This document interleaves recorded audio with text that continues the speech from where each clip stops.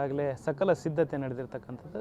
ಈಗ ಈ ಸಂದರ್ಭದಲ್ಲಿ ನಮ್ಮ ಜೊತೆಗೆ ನಿರ್ದೇಶಕರಾದ ಡಾಕ್ಟರ್ ರಾಜೇಂದ್ರ ಸಿಂಗ್ ಬಾಬು ಅವರು ನಮ್ಮ ಜೊತೆಗಿದ್ದಾರೆ. ಸೊ ಮೊದಲನೇದಾಗಿ ಸರ್, 75ನೇ ವರ್ಷದ ಒಂದು ಅಂದರೆ ಹೋದ ವರ್ಷವೇ ಸಕಲ ಸಿದ್ಧತೆಗಳೆಲ್ಲ ನಡೆದಿದ್ದು, ಆದರೆ ಆ ಘಟನೆಯಿಂದ ಇದು ಕಾರ್ಯಕ್ರಮ ನಿಲ್ಲುವಂಥ ಪರಿಸ್ಥಿತಿ ಬಂತು. ಬಟ್ ಈ ವರ್ಷ ಯಾವ್ಯಾವ ರೀತಿಯಾದಂಥ ಪ್ಲ್ಯಾನ್ಗಳನ್ನ ಮಾಡಿದ್ದಾರೆ ಸರ್, ಹೇಗೆ ನಡೀತಾ ಇದೆ? ಒಂದು ಶ್ರೀನಿವಾಸ್ ಅವರು ಪಾಪ ಏನು ಮಾಡಿದ್ರು ತುಂಬ ಚೆನ್ನಾಗಿ ಮಾಡ್ತಾರೆ. ನಿಜವಾಗ್ಲೂ ಶ್ರೀನಿವಾಸ್ ಅವ್ರನ್ನ ನಾವು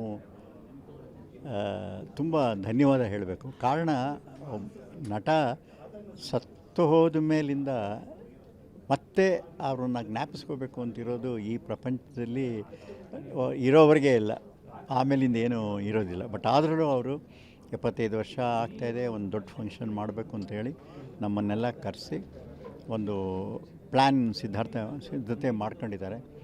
ವಿಚಾರಗೋಷ್ಠಿಗಳು ಪ್ಲ್ಯಾನ್ ಮಾಡಿದ್ದಾರೆ, ಮ್ಯೂಸಿಕಲ್ ವಿಷ್ಣುವರ್ಧನ್ ಸಾಂಗ್ಸ್ ಎಲ್ಲ ಇದು ಮಾಡಬೇಕು ಅಂತ ಮಾಡಿದ್ದಾರೆ.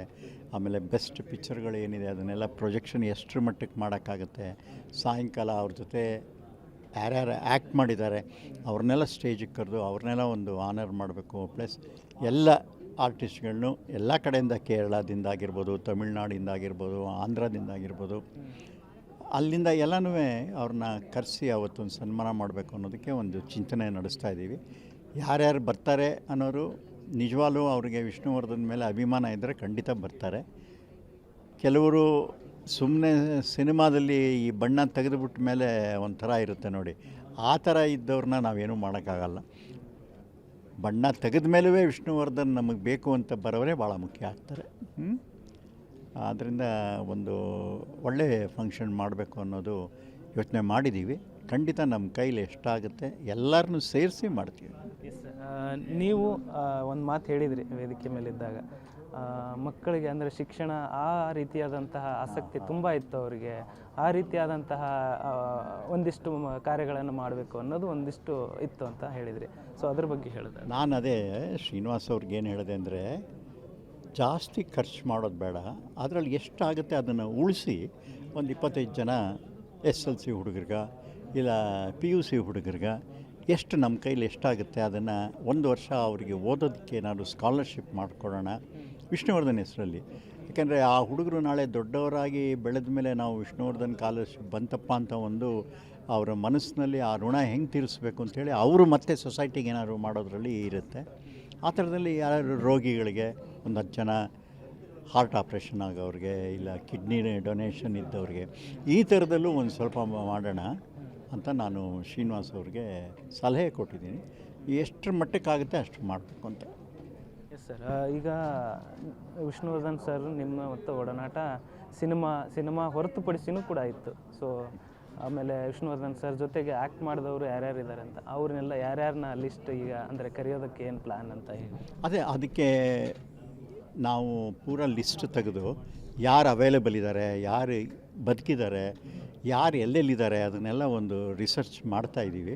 ಮಾಡಿ ಎಷ್ಟು ಜನಕ್ಕೆ ನಮಗೆ ಟೈಮ್ ಕನ್ಸಂಪ್ಷನ್ ಏನಿರುತ್ತೆ, ಅಲ್ಲಿ ಹೇಗೆ ನಾವು ಅವ್ರನ್ನ ಕರ್ಕೊಂಬಂದು ಅಲ್ಲಿ ವಿಷ್ಣುವರ್ಧನ್ ಬಗ್ಗೆ 2 ಮಾತಾಡೋದಾಗಲಿ ಇಲ್ಲ ವಿಷ್ಣುವರ್ಧನ್ ಬಗ್ಗೆ ಅವರ ಸಂಬಂಧ, ಸ್ನೇಹ, ಒಡನಾಟ ಏನಿತ್ತು, ಹೀಗೆ ಅದನ್ನು ಒಂದು ಲಿಸ್ಟ್ ಮಾಡಿ ಖಂಡಿತ ಮ್ಯಾಕ್ಸಿಮಮ್ ಎಲ್ಲರನ್ನೂ ಕರ್ಸೋಕ್ಕೆ ಟ್ರೈ ಮಾಡ್ತೀವಿ.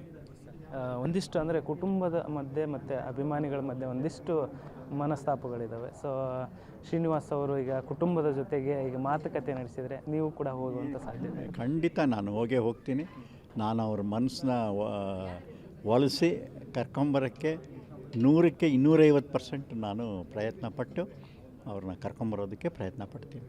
Yes sir. Sir, Vishnuvardhan sir ಮತ್ತು ಡಾಕ್ಟರ್ ರಾಜ್ಕುಮಾರ್ ಅವರ ಒಡನಾಟದ ಬಗ್ಗೆ ಹೇಳ್ತಾ ಇದ್ರಿ ಒಂದಿಷ್ಟು ಮಾತುಗಳನ್ನು. ಸೊ ಅವ್ರ ಬಗ್ಗೆ ಹೇಳೋದಾದ್ರೆ ನೋಡಿ, ಅವರು ಭಾಳ ಚೆನ್ನಾಗಿದ್ದರು. ರಾಜ್ಕುಮಾರ್ ಅವರಿಗೆ ವಿಷ್ಣುವರ್ಧನ್ ಕಂಡ್ರೆ ತುಂಬ ಆಸೆ. ನಾನು 2 ಪಿಕ್ಚರು ನೋಡಿ, ನಾನು ಬಂಧನ ನೋಡಿದಾಗಲಂತೂ ಅತ್ತೇ ಬಿಟ್ರು ಅವರು ಮಡ್ರಾಸ್ನಲ್ಲಿ. ಮುತ್ತಿನಾರ ನೋಡಿದಾಗ ನಮಗೊಂದು ಈ ಥರ ಪಾತ್ರ ಸಿಕ್ಕಲಿಲ್ವೇ ದೇಶದ ಬಗ್ಗೆ ಅಂತ ಹೇಳಿದ್ರು.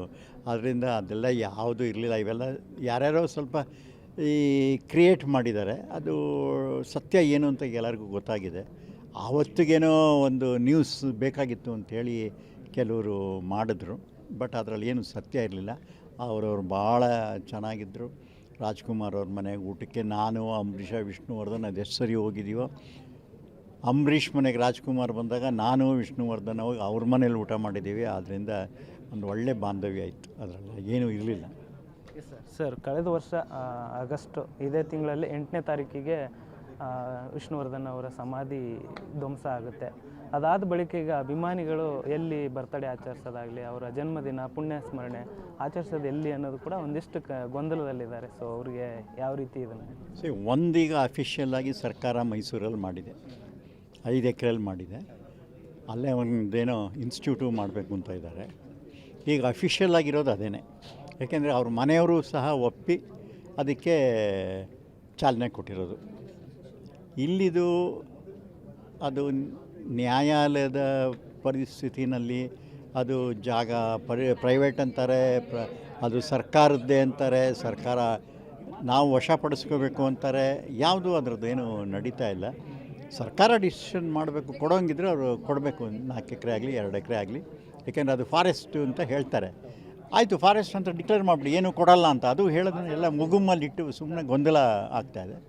ಅದನ್ನು ಏನಾದರೂ ಒಂದು ಡಿಸಿಷನ್ ತಗೊಳ್ಳೋದು ಒಳ್ಳೆಯದು. ಇಲ್ಲಾಂದರೆ ಇಲ್ಲ ಅಂತ ಹೇಳ್ಬಿಡ್ಬೇಕು. ಸುಮ್ಮನೆ ಅದನ್ನು ಹಾವು ಸಾಯಲ್ಲ ಕೋಲು ಮುರಿಯಲ್ಲ ಅನ್ನೋ ಥರದಲ್ಲಿ ತಳ್ಕೊಂಡು ಹೋದರೆ ಎಲ್ಲರಿಗೂ ಮನಸ್ಸಿಗೆ ಬೇಜಾರಾಗುತ್ತೆ.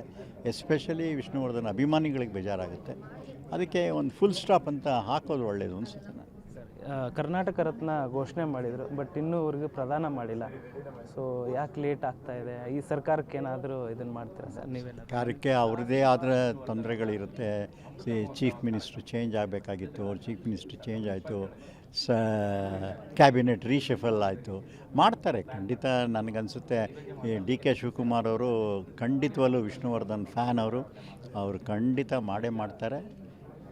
ಇಷ್ಟರಲ್ಲೇ ಮಾಡ್ತಾರೆ ಅಂತ ಕಾಣುತ್ತೆ. ಯಾಕೆಂದರೆ ಅದು ಒಂದು ಅಫಿಷಿಯಲ್ ಆಗಿ ಆಗಿದೆ, ಅದರಲ್ಲಿ ಏನು ಇನ್ನೂ ಊಹಾಪೋಹ ಇಲ್ಲ. It is decided and announced, cabinet decision ಆಗಿದೆ, ಮಾಡ್ತಾರೆ ಖಂಡಿತ. ಸರ್ ಇದು ಹೊರತುಪಡಿಸಿದರೆ ಈಗ ಟಾಕ್ಸಿಕ್ ಸಿನಿಮಾ ದೇಶಾದ್ಯಂತ ಅಲ್ಲ ವಿಶ್ವದಾದ್ಯಂತ ಇದೆ, ಇನ್ನೊಂದು ವಾರದಲ್ಲಿ ರಿಲೀಸಿಗೆ ರೆಡಿ ಇದೆ.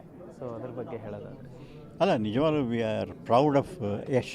ಯಾಕೆ ಅಂತ ಹೇಳಿದ್ರೆ ಒಬ್ಬ ಕನ್ನಡದ ಆ್ಯಕ್ಟರು ಇಷ್ಟು ದೊಡ್ಡ ಪಿಕ್ಚರ್ ಮಾಡಿ ಒಂದು ನ್ಯಾಷನಲ್ ಮತ್ತು ಇಂಟರ್ನ್ಯಾಷನಲ್ ಲೆವೆಲಲ್ಲಿ ಸದ್ದು ಮಾಡ್ತಾ ಇರೋ ಪಿಕ್ಚರು.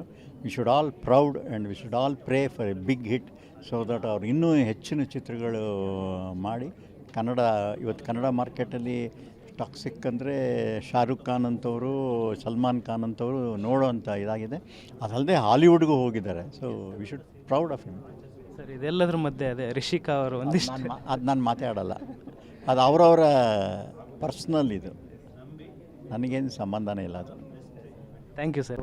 ಕ್ಯಾಮ್ರಾ ಪರ್ಸನ್ ಉಜ್ವಲ್ ಜೊತೆ ಧನು ಎಲ್ಗಚ್, ರಾಜ್ ನ್ಯೂಸ್, ಬೆಂಗಳೂರು.